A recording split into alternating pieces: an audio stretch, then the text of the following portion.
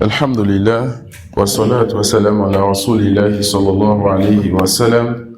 Allahumma la ilma lana illa ma 'allamtana innaka antal alimul hakim. Amma ba'd, nous allons poursuivre par la grâce d'Allah subhanahu wa ta'ala avec le livre At-Tahir de l'imam Abi Ishaq al-Ilbiri. Nous avons commencé à prendre deux conseils par jour. Qui peut nous rappeler les 6 conseils qu'on a déjà appris? C'est bien 6, n'est-ce pas? Qui peut nous rappeler les 6 conseils qu'on a déjà appris?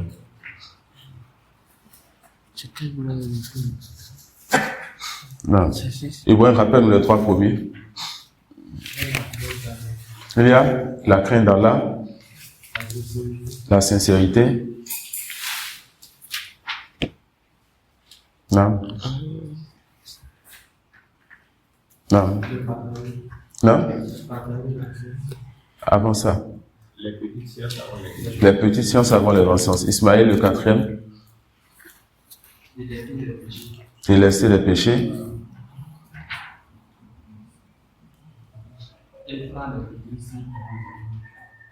On a déjà cité ça.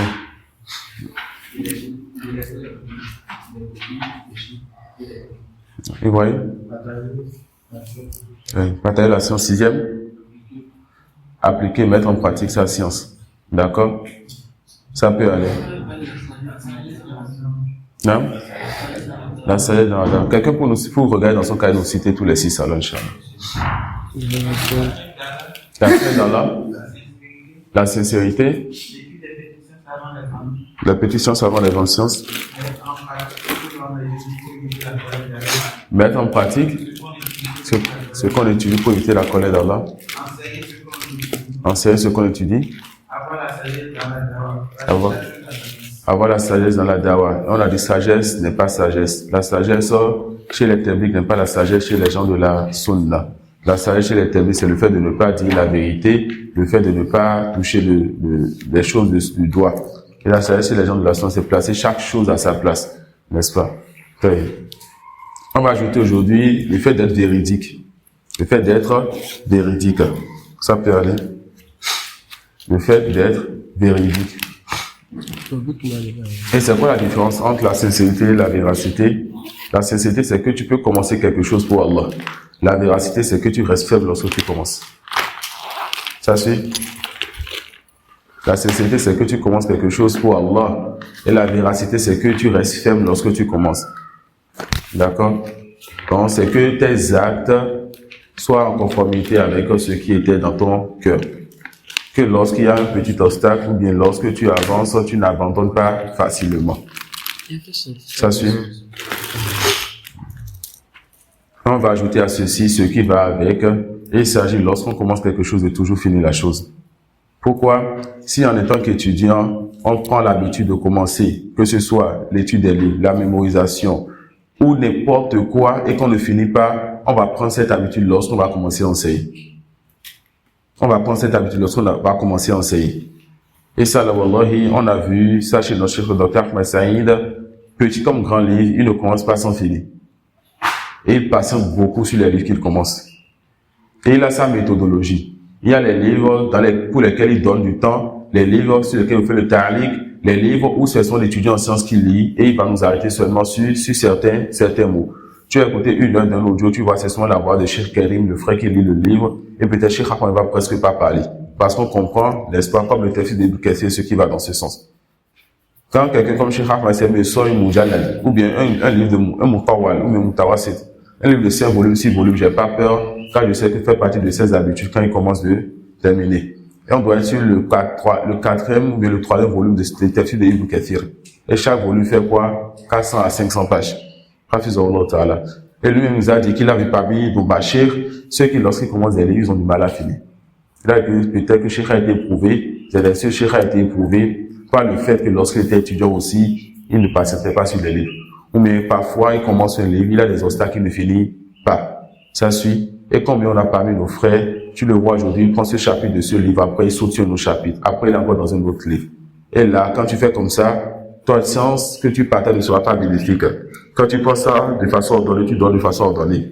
Et si tu prends l'habitude en étudiant de finir, tu vas prendre l'habitude en enseignant aussi de faire quoi? De finir. Ça peut aller. Et ça, c'est très important. Donc, prenez donc comme engagement tout ce que vous commencez dans vos affaires religieuses de toujours finir ça. Ou tout ce que vous commencez de rester ferme sur ceci. De rester quoi? De rester ferme sur cela. Et certes, le prophète sallallahu alayhi wa sallam aimait les bonnes œuvres qui perduraient même si cela est peu. Ça peut aller. Et le meilleur des conseils, c'est le conseil qui touche la réalité. Non. Moussa. Ikra.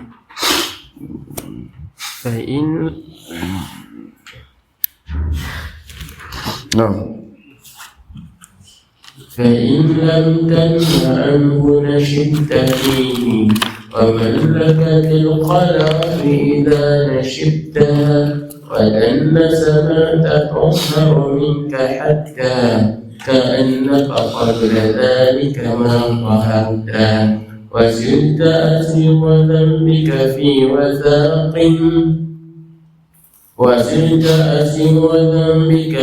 وثاق وكيف لك الفكاك وقد أسرتا وخف أبناء جنسك واخش منهم كما تخشى الضراغم والسبتا وخالفهم وسلمهم حذارا وكن كالسامري إذا لمستا وإن جهلوا عليك فقل سلاما لعلك سوف تسلم إن فعلتا ومن لك بالسلامة في زمان ينال العسر إلا إن عسمتا ولا تلبث بحي فيه ضيم يميت القلب إلا إن كدمتا وغرد فالغريب له نفاق وشرك إن بريقك قد شركتا فليس الزهد في الدنيا خمولا فأنت بها الأمير إذا زهدتا ولو فوق الأمير تكون فيها سموا وافتخارا كنت أنت وإن فرقتها وخرجت منها إلى دار السلام فقد سلمتا وإن كرمتها ونظرت فيها بإذلال فنفسك قد أهنتا جمعت لك النصائح فامتثلها حياتك فهي أفدر ما امتثلتا وطولت العتاب وزدت فيه لأنك في البطالة قد أطلتا فلا تأخذ بتقصيري وسهوي وخذ بوصيتي لك إن رشدتا وقد أردفتها 6 حسانا وكانت قبل 106. رحمه الله تعالى. Inch'Allah, essaye de t'apprêter demain, tu as lu du début jusqu'à la fin d'un cours. D'accord? Et l'auteur, rahimahullah ta'ala, il a déjà donné les meilleurs des conseils qu'il pouvait donner donc à cette personne qu'il a insultée ou à son fils. D'accord? Il a donné les meilleurs des conseils à cette personne. Ensuite, depuis quelques assises, on a vu que l'auteur, il a commencé par casser son propre âme. Il se rend humble pour son Seigneur, ensuite pour les serviteurs d'Allah. Et on espère d'Allah que ce comportement que l'auteur, il a eu, va toucher cette personne à qui il donne le conseil. Et on espère que ce comportement qu'il a eu sera une bonne éducation pour nous-mêmes, afin qu'on ne pense pas qu'on est quelqu'un et qu'on a atteint quelque chose. L'auteur il dit alors, Aba Bakrin kashafta aqalla aybi wa aktharahu wa mu'adhamahu satarta. Il dit donc à cette personne toujours que tu as dévoilé tout ce que tu as cité sur moi dans les derniers vers. Tu n'as fait que dévoiler le peu ou bien une petite partie de mes manquements. Et une bonne partie de mes manquements, tu les as encore cachés. Subhanallah. C'est quand l'auteur dit à cette personne. Et c'est lui-même qui était en train de faire quoi? De casser son âme, de se faire des reproches. Ces choses qui ont été citées, c'est une partie de ces manquements. Et une bonne partie de ces manquements, de ces imperfections et autres, encore cela a été caché donc, et ça fait partie des grâces d'Allah sur ses serviteurs. فَقُلْ مَا شِئْتَ فِيَّ مِنَ الْمَخَازِ وَضَاعِفْهَا فَإِنَّكَ قَدْ صَدَقْتَ. Dis donc ce que tu veux sur moi, cite donc ce que tu veux comme manquement sur moi. Et si tu veux multiplier donc ces manquements que tu veux citer, en réalité, tu ne diras que la vérité. D'accord? L'auteur, il fait quoi? Il se rend un pour son Seigneur, il se rend un pour les serviteurs d'Allah subhanahu wa ta'ala. Il n'y a pas quelqu'un qui se rend un pour son Seigneur sans qu'Allah subhanahu wa ta'ala ne l'élève en degré. Ensuite, il dit, rahmatullahi alayhi, وَمَهْمَا ابْتَنِي فَلِفَرْطِ إِلْمِي بِبَاطِنَتِي كَأَنَّكَ قَدْ مَدَحْتَ. Il dit quoi? Quel que soit ce que tu vas dire sur moi, c'est à cause de mon manque de science sur mes imperfections. Le cheikh est en train de dire, ce que tu es en train de citer, c'est pas des choses apparentes. Il s'agit de choses cachées. Et si Yani, tu vois cela encore comme erreur, c'est parce que moi-même j'ai un certain manquement dans ma science qui fait que je n'arrive pas à avoir cette clairvoyance de voir ces choses-là. Et si toi tu les dévoiles maintenant, c'est comme si tu fais mes éloges. On dit ça suffit comme noblesse pour quelqu'un qu'on puisse citer ses imperfections. Ça suffit comme noblesse pour quelqu'un qu'on puisse dénombrer ses manquements. Ce qu'on peut dénombrer n'est pas beaucoup. Alors tu peux faire des efforts de corriger cela à l'avenir. Ça peut aller. Donc l'auteur lui dit quoi? Si tu arrives, donc, ces choses que tu cites de moi, c'est parce que j'ai pas assez de clairvoyance moi-même pour voir ces choses-là. Et lorsque toi, tu les dévoiles, en réalité, tu es en train de faire mes éloges comment? Parce que je vais faire les efforts de corriger ces choses. Et chaque fois quand tu corriges tes manquements, que tu approches de la perfection, il y a quoi? Alors, tu mérites qu'on fasse donc tes éloges. Voilà pourquoi certains salafs disaient, Rahimallahu man ahda ilayya uyubi. Rahimallahu man ahda ilayya uyubi. Qu'Allah fasse miséricorde à celui qui me donne comme cadeau mes imperfections, celui qui me cite mes manquements. Il y avait parmi eux ceux qui étaient prêts à inviter certains de leurs camarades, certains de leurs frères à la maison, et le faire asseoir et lui dire, maintenant cite-moi mes imperfections. Dis-moi qu'est-ce que tu me reproches, qu'est-ce que je peux corriger sur moi. Et si cela est fait sincèrement, et que la personne veut faire les efforts de corriger cela, wallah, ça fait partie des meilleures assises que le serviteur peut avoir avec son frère. Tu lui dis donc, ne tombe pas dans la désobéissance en parlant derrière moi. Mais viens donc et fais-moi cadeau de mes imperfections afin que je puisse corriger ces choses. On espère que tu sois récompensé en me montrant le bien. Tu le fais tourner peut-être d'une désobéissance. Si cette personne fait partie de ceux qui sont éprouvés par la médisance, ceux qui diront derrière toi, tu fais et qui n'ont pas le courage de parler devant toi, tu l'amènes donc dans un environnement où cette personne sera récompensée pour te dire ce bien face à face, car c'est un homme, et cette personne espère des récompenses derrière, n'est-ce pas? Si toi-même, tu as le cœur ouvert pour corriger ceci. Je dis, فَلَا تَرْضَ الْمَعَايِبَ فَهِيَ أَعْرٌ عَظِيمٌ يُورِثُ الْإِنسَانَ مَقْتًا. Et là, maintenant, il revient encore vers cette personne, Abou Bakr, son fils, ou bien celui-là qui l'a insulté, et lui dit, ne sois donc pas satisfait des péchés, des manquements. Car cela est quelque chose d'énorme. Et cela va faire quoi? Ça va amener la personne à être détestée auprès de ceux qui l'aimaient hier. Vous allez voir quelqu'un que vous aimiez, quelqu'un qui avait une grande place dans votre cœur. Et cette personne du jour au lendemain, qu'est-ce qui se passe? Cette personne du jour au lendemain, vous avez de la gêne envers cette personne. Pourquoi? Alors, parmi les choses qui peuvent créer ceci, le fait que cette personne a eu à faire quelque chose que son Seigneur a détesté. Il se peut qu'Allah déteste quelque chose de son serviteur. Et qu'Allah mette donc la gêne ou bien, même la colère dans le cœur de ses serviteurs pieux. Ça suit. Voilà pourquoi vous pouvez rencontrer quelqu'un et juste le fait de rencontrer la personne, juste le fait de voir la personne pour la première fois, vous avez le cœur ouvert avec cette personne. Il y a des personnes, vous les rencontrez juste une première fois, vous aimez cette personne en Allah. Il y a des personnes, vous les rencontrez juste une première fois et vous avez de la gêne à marcher avec cette personne. C'est quelque chose qu'Allah subhanahu wa ta'ala met dans le cœur de ses serviteurs. Alors l'auteur nous rappelle que parmi les choses qui font que les serviteurs d'Allah, ou bien même Allah subhanahu wa ta'ala va détester quelqu'un, il y a quoi? Il y a la désobéissance. Alors ne sois pas satisfait de la désobéissance, car ça t'éloignera de ton Seigneur et ça t'éloignera donc des serviteurs pieux de ton Seigneur.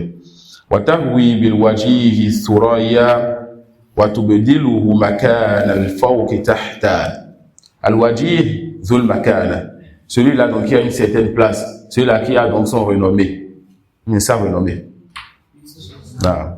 Celui-là qui a sa renommée. Alors Al-Wajih est quelqu'un, n'est-ce pas, qui a une certaine place auprès des gens. Al-Thuraya, Al-Nujum, les étoiles. Alors, à cause de la désobéissance, les péchés vont faire tomber quelqu'un qui a une renommée et qui a une certaine place à cause de ce qu'on lui a donné comme pose d'argent ou autre que cela, même un imam, un oustaz ou autre. Les péchés vont faire tomber donc cet imam, cet oustaz, ce riche-là, cette personne qui est bien placée quelque part, ça va le faire tomber de quoi? Des étoiles jusqu'à ce que cela le fasse tomber très bas. D'accord?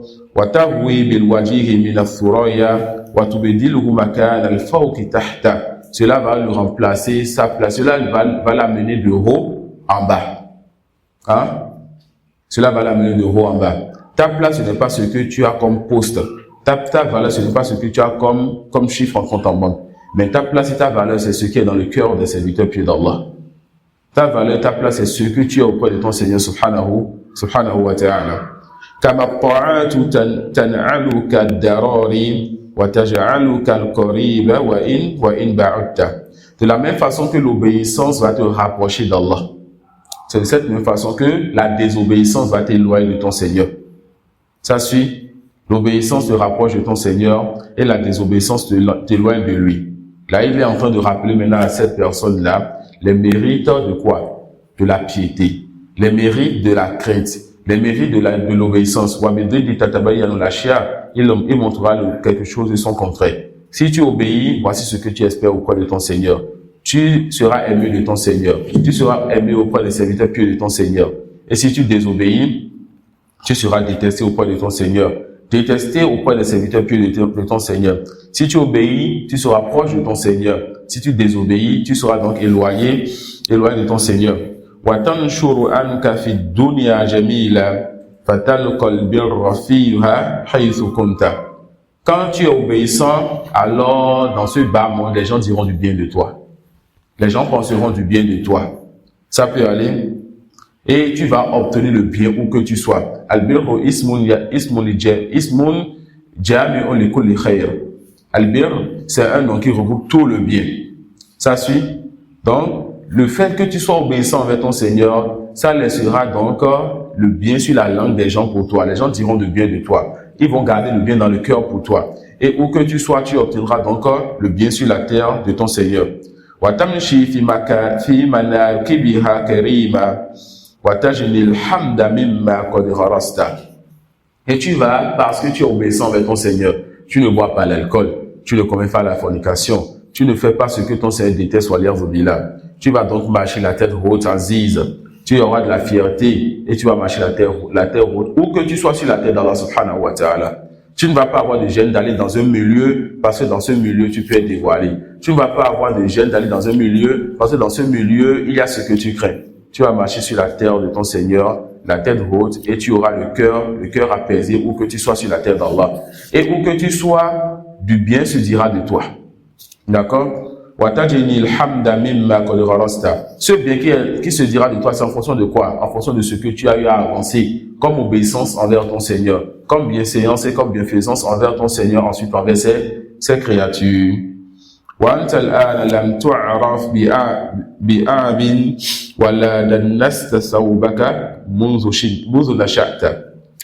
Et l'auteur rappelle encore à cette personne, et on a déjà compris des vers qui ont précédé, que celui à qui l'odeur, il parle, c'est quoi? C'est un jeune, n'est-ce pas? On a compris ça dans les versets qui ont précédé. Alors l'auteur rappelle à cette personne que tu n'as pas encore eu à salir ton vêtement de péché. Il parle de quel vêtement ici? Le vêtement du cœur. Tu n'as pas encore eu à te plonger dans la désobéissance et dans autant de péchés. D'accord? Il dit, tu n'as pas encore jusqu'à présent eu à salir ton vêtement de ce qui va le nuire, de ce qui va déchirer ce vêtement. Et tu n'es pas encore connu pour être un pervers, un désobéissant ou ce qui va dans ce sens. D'accord? Ensuite, il va lui donner des conseils pour lui dire alors de craindre les péchés comme il a montré maintenant et de ne pas donc se laisser à la paresse, laisser les gens voir des manquements sur lui. Vous voyez? Et c'est sur ça qu'on va s'arrêter. Demain, nous allons voir les derniers vers de ce poème. Et comme on a déjà dit dans les assises précédentes, demain, Inch'Allah, nous allons finir tous les livres et donc finir ce séminaire. Qu'Allah subhanahu wa ta'ala nous prête longue vie dans son obéissance et qu'il ne nous laisse pas perdre la récompense du peu que nous avançons. ورب زدنا علما وجزاكم الله خيرا وسبحانك اللهم وبحمدك أشهد أن لا إله إلا أنت أستغفرك وأتوب إليك